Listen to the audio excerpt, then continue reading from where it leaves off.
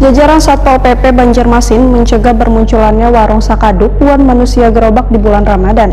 Karena nangkaya sudah menjadi kebiasaan waya bulan Ramadan, bermunculannya warung sakaduk wan manusia gerobak sesuai dengan Perda Ramadan, keberadaan warung makan di siang hari dilarang untuk dibuka.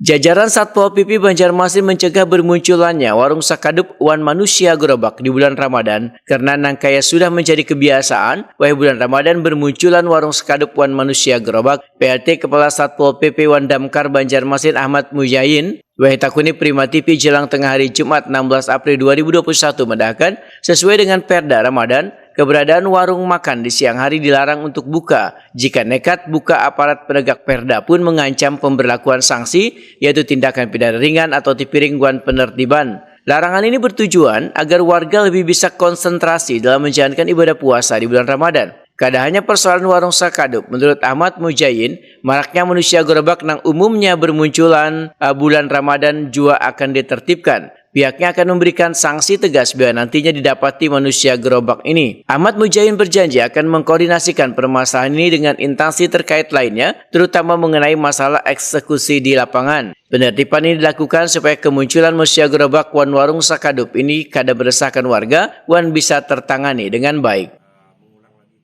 Ya Pak, dari Pol PP sendiri Pak. Oke, untuk sementara kan memang saat ini sudah mulai muncul.